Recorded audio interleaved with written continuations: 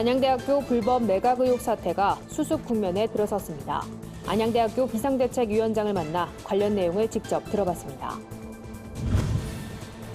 한국기독교총연합회 제25대 정광훈 대표회장의 취임식이 진행됐습니다. 드론 코칭 사역으로 예수 그리스도의 사랑을 전하는 예광교회에 다녀왔습니다. 한국 순교자의 소리가 중국의 종교 자유를 위해 온라인 서명운동을 시작했습니다. 한국복음주의협의회가 세미나를 열고 포괄적 차별금지법에 대한 반대 입장을 표명했습니다.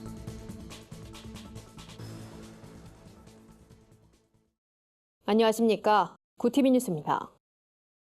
안양대학교가 대순진리회 성주 방면에 매각될 거란 의혹이 제기된 지 3개월의 시간이 지났습니다. 악화일로를 걷던 이 사태가 최근 수습 국면에 들어섰는데요. 그동안 어떤 일들이 있었던 걸까요? 안양대 비상대책위원장을 만나 이야기를 들어봤습니다. 홍희연 기자입니다. 흔히 도를 아십니까란 길거리 포교단체로 알려진 대진성주회. 지난해 11월 70년 역사의 기독사학 안양대학교가 이 단체에 불법으로 매각될 거란 의혹이 제기되면서 교계에서 큰 논란이 일었습니다. 이후 교육부 청사와 국회 앞에서 매각 반대 시위를 이어오던 안양대 구성원들은 지난 1월 28일 학내조사진상위원회를 비상대책위원회 체제로 전환한 뒤 학교법인 우일학원 측과 협의를 진행했고 오는 20일까지 상황을 매듭짓기로 1차 합의를 이뤘습니다. 전체적인 상황은 이렇습니다. 비대위는 대진성주회 관련 인물인 법인이사 4명을 사퇴시킬 것과 학교법인 운영권을 건전한 교계 관계자에게 인계할 것을 법인 측에 요구했습니다. 법인 측 인사들은 관련 합의 내용을 이사회에서 논의한 뒤 최종 결정 사항을 오는 20일까지 비대위에 통보하기로 했습니다. 비대위는 학교법인 운영권의 경우엔 인수 의사를 밝힌 복수의 교계 관계자들이 추천됐고 이사회 내부에서도 현재 학교 사태를 심각하게 받아들이는 만큼 긍정적인 답변이 나올 거란 기대감을 내비쳤습니다. 대진성주회의 학교 매각되는 일은 있을 수 없다. 그럼 우리 구성원들이 용납을 안 하고 같이 대처를 해서 이 문제를 풀어나갈 수 있도록 하나님의 도우심으로 20일 전에 학교 정상화를 위한 결론이 도출되기를 저희들은 강하게 요구하고 있습니다. 만약 20일까지 답변이 돌아오지 않거나 법인 측이 부정적 입장을 보인다면 비대위는 계속해서 강경 대응을 이어가겠다는 방침을 전했습니다. 학내 구성원들의 단합된 반대 목소리를 내는 한편 정부 당국과 정계 인사들과의 접촉도 계속 이어나가겠다고 밝혔습니다. 이 사태에 대해서 사과를 요구하고 해명하라 요구하고 이게 취소하라 요구하는데 김강태 이사장은 사실 학내 구성원들 한 명도 만나지 않았습니다. 그래서 그런 부분에 대한 배신감 또 우일학원이 그만큼 무능력하다를 스스로 이제 인정하는 바라고 생각을 하고요. 저희는 끝까지 맞서 싸울 예정이라고 말씀드리고 싶습니다. 비대위는 이번 사태가 안양대를 비롯한 국내 대학들에게 교훈이 되길 바란다며 특히 사학비리 근절을 위해 교육당국이 더 적극적으로 관리 감독에 나서길 바란다고 말했습니다. 타종교 매각 의혹이란 매우 이례적인 사태로 곤혹을 치르고 있는 안양대학교가 오는 20일을 기점으로 상황을 정리해 나갈 수 있을지 관심이 모아집니다. 구티비 뉴스 홍의연입니다. 한국기독교총연합회 제25대 대표회장에 선출된 정광훈 목사가 취임식을 통해 임기의 시작을 알렸습니다. 전광훈 신임 대표회장은 임기 동안 국가의 해체를 막고 대한민국을 지키는 일에 중점을 두겠다며 한국교회와 나라를 해체하려는 집단을 좌시하지 않겠다고 말했습니다. 이어 가짜뉴스 확산을 막겠다며 한 달 안에 1,000만 유튜브 시청자 조직을 완성하겠다고 덧붙였습니다. 이번 취임식에는 대전 중문교회 장경동 목사, 김무성 전 새누리당 대표, 김문수 전 병기지사 등 정교계 인사들이 참석해 눈길을 끌었습니다. 한편 정광훈 목사는 이날 취임식에서 남로당과 주사파 찌꺼기들이 대한민국을 점령해 해체하려고 한다는 정치색이 짙은 발언을 내 비판을 얻기도 했습니다. 국내 청소년 복음화율이 미전도 종족 수준으로 떨어지고 있다는 소식 들어보셨을 겁니다.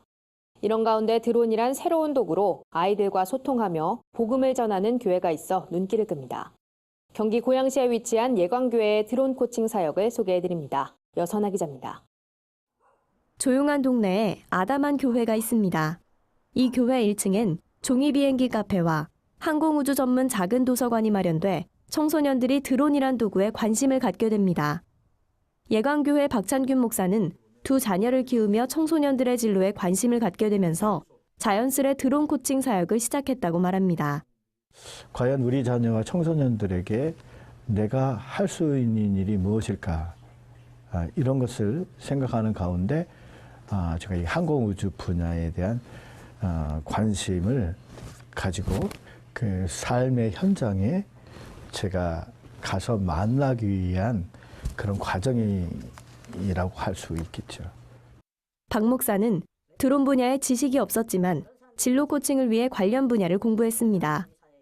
보다 전문적인 진로 교육은 항공우주 전문가의 도움을 구하고 흥미진작을 위해 직접 방과 후 드론 교실을 운영하고 있습니다. 박 목사는 진로 코칭과 드론 강의를 할 때 종교에 대한 언급은 하지 않는다고 밝혔습니다. 믿지 않는 아이들과도 원활하게 소통하면서 그 이후에 복음이 전해지길 바라는 마음에 섭니다. 복음을 전하는 게 이 사역의 궁극적인 목표지만 머리에 심어주는 교육이 아니라 가슴으로 전하는 교육을 하고 싶다는 게 박찬균 목사의 진심이었습니다. 결과를 만들어 내려고 하게 되면 역시 그거는 또 이론적인 교육밖에 되지 않는 것입니다. 그들에게 가슴속에 꿈을 조금이라도 품을 수 있다면. 한 설문조사에 따르면 국내 청소년 복음화율은 미전도 종족 수준으로 떨어진 상황입니다. 새로운 도구를 이용해 다음 세대와 소통하는 예광교회의 사역이 청소년 복음 사역의 선한 통로가 되길 기대해 봅니다. 구티비 뉴스 여선아입니다. 한국 순교자의 소리가 중국의 종교 자유를 위한 온라인 서명운동을 전개합니다. 서명운동은 현재 투옥 중인 중국 이른비 언약교회 왕이 목사가 작성한 종교자유 선언문에 지지 의사를 밝히는 형식으로 진행됩니다. 선언문에는 현재까지 439명의 중국 목회자가 서명했지만 현재는 중국 정부의 통제로 중국 내 서명운동이 중단된 상태입니다.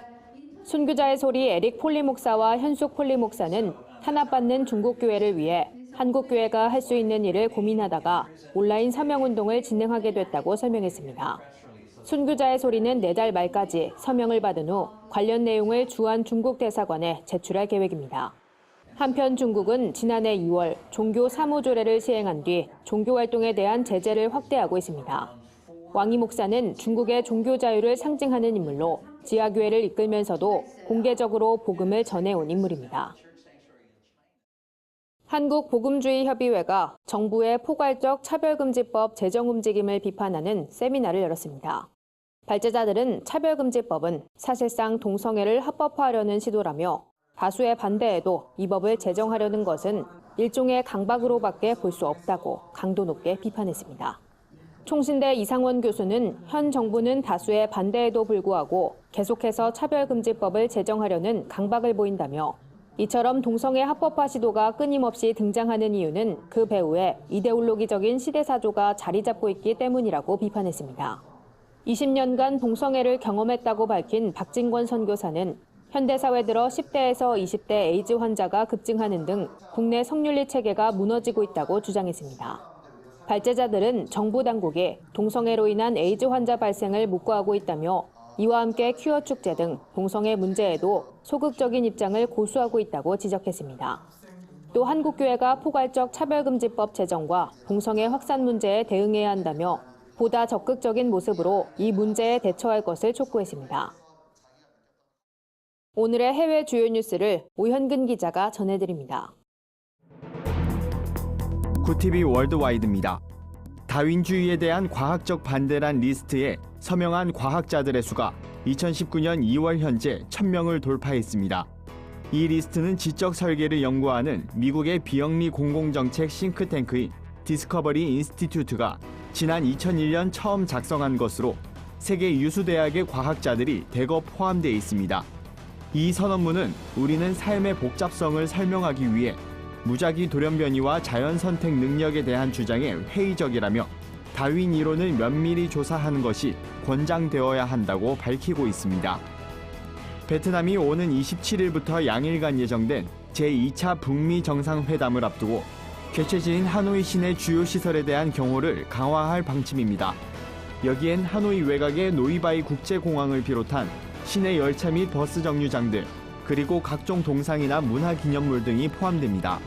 이를 위해 하노이 경찰 당국은 공공안전부의 추가 인력 파견을 요청할 것으로 알려졌습니다.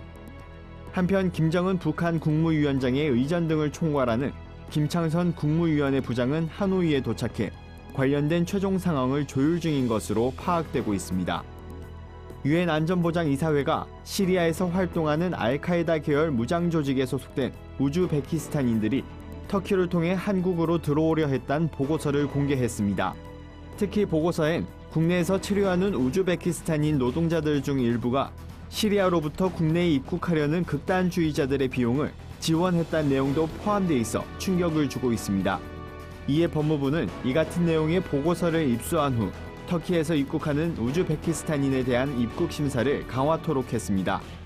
특히 시리아 등 여행 금지 국가 지역에서 거주한 사실이 있는 우즈베키스탄인들의 비자 발급을 제한하고 있습니다.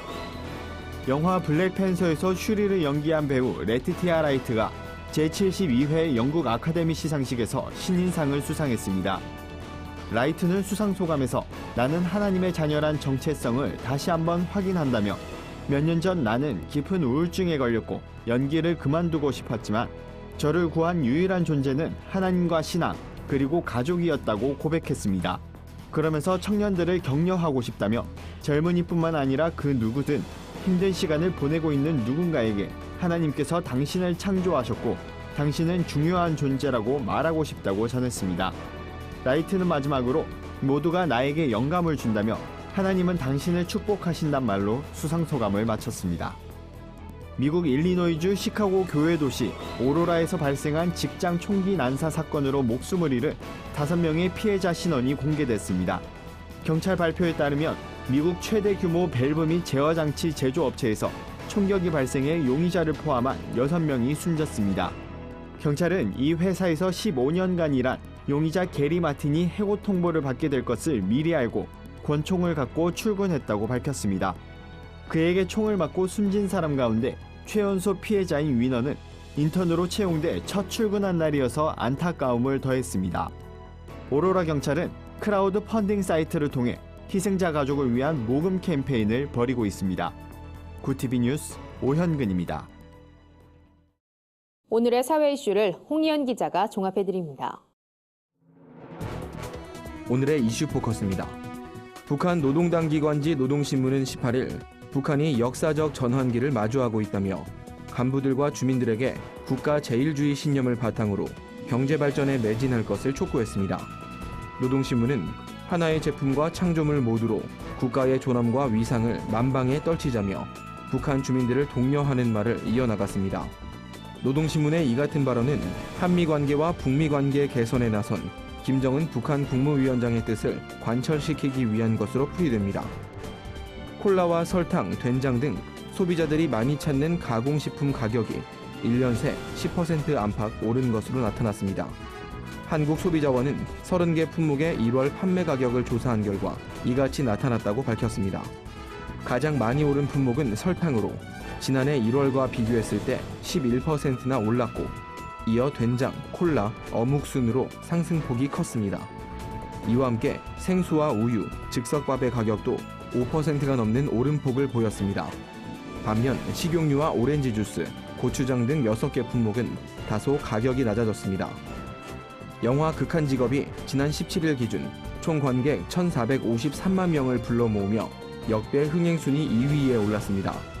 약 300만 명의 관객이 극한직업을 더 관람하면 1위 명량의 수성을 넘을 수 있습니다. 다만 설 연휴 성수기도 끝났고 후속작들이 기다리고 있어 1,500만 명 선에서 마무리될 것으로 업계 관계자들은 예측하고 있습니다. 영화 극한직업은 총 제작비 95억 원으로 1,254억의 매출을 올려 가성비 높은 영화로도 기록됐습니다. 구티비 뉴스 홍우연입니다. 주요 단신입니다.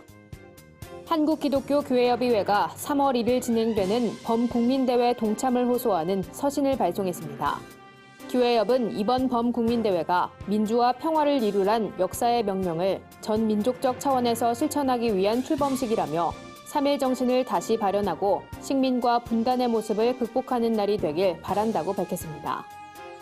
만민중앙교회 이재롱 목사에게 성폭력을 당한 피해자들의 정보를 유출한 신자들이 유죄를 선고받았습니다. 서울지방법원은 만민중앙교회 신자 2명에게 각각 징역 1년 6개월을 선고했습니다. 법원은 피해자들의 실명과 공판 출석 일정 등을 빼내 만민중앙교회 신자들에게 퍼뜨린 이들의 죄질이 좋지 않다고 판단했습니다.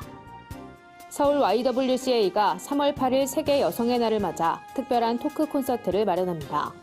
내달 8일 열리는 토크 콘서트는 남녀 성 역할을 명확하게 구분하는 한국교회에서 여성 청년들이 느끼는 바를 가감없이 듣기 위해 기획됐습니다.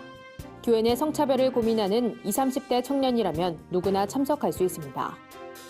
양심적 병역 거부를 인문학과 신학 관점에서 살펴보는 학술 대회가 열립니다. 한국외대 법학연구소 종교와 법센터가 주최하는 이번 학술 대회에선 국가의 법과 개인의 양심, 공동체의 질서와 양심의 자유란 난제를 함께 논의할 예정입니다. 강사론 한동대 지승원 명예교수, 한신대 이상철 목사 등이 나섭니다. 이상으로 뉴스를 마칩니다. 구TV 뉴스는 인터넷 신문, 데일리 굿뉴스를 통해서도 보실 수 있습니다. 시청해주신 여러분 고맙습니다.